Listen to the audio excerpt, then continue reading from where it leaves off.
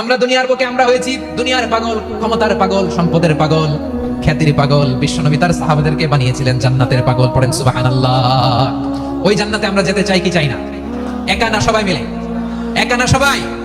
জান্নাতে একা আমি যাব না তো ভাই, তোমাকেও জান্নাতে দলে নিতে চাই। সবাই বলেন, জান্নাতে একা আমি যাব না তো ভাই, তোমাকেও জান্নাতে দলে নিতে চাই। পড়েন আমিন।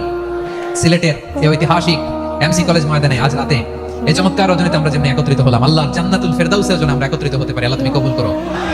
সবাই আওয়াজ করে পড়েন আমিন। তাহলে চিন্তা করেন কিভাবে বিশ্বনবী জান্নাতকে চিত্রায়িত করেছেন সাহাবাদের সামনে, কিভাবে চিত্রায়িত করেছিলেন তিনি, যে কারণে সাহাবারা জান্নাতের পাগল হয়ে গিয়েছেন। আমরা যদি দেখি the way the prophet Muhammad portrait জান্নাত, কিভাবে তিনি পোর্ট্রে করেছেন জান্নাতের যে সৌন্দর্য, কিভাবে তিনি সাহাবাদের সামনে তুলে ধরেছেন। বিশ্বনবী আল্লাহর কোরআন থেকে আমাদেরকে জানান, আল্লাহর জান্নাতের সুসংবাদ দানকারী করে আল্লাহ আমাকে পাঠালেন। তোমরা কি জানো আল্লাহর জান্নাত কত সুন্দর?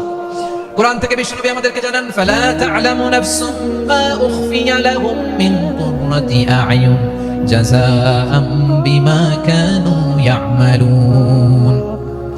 মানুষের কর্মের প্রতিফল হিসেবে কত চমৎকার জান্নাত রব্বুল আলামিন নাজ নেয়ামত দিয়ে পরিপূর্ণ করে আমাদের জন্য প্রস্তুত করে রেখেছেন। পৃথিবীর কোনো মানুষ সেটা জানে না। পড়েন সুবহানাল্লাহ। এটা যে কত সুন্দর, আমাদের আমলের প্রতিদান হিসেবে কত চমৎকার, fantastic, eye catching, fabulous paradise তিনি আমাদের জন্য রেডি করে রেখেছেন। এটা কেউ জানেই না, কল্পনাতেও আনতে পারে না। সুবহানাল্লাহ পড়েন। আবার হাদিসে কুদসিতে বিশ্বনবী ফরমান, রব্বুল আলামিন বলেন, আ'দাতু লিইবাদিয়াস সালিহিন মা লা আইনুন রাআত ওয়ালা উযুনুন সামিআত ওয়ালা খাতারা আলা কলবি বাশার।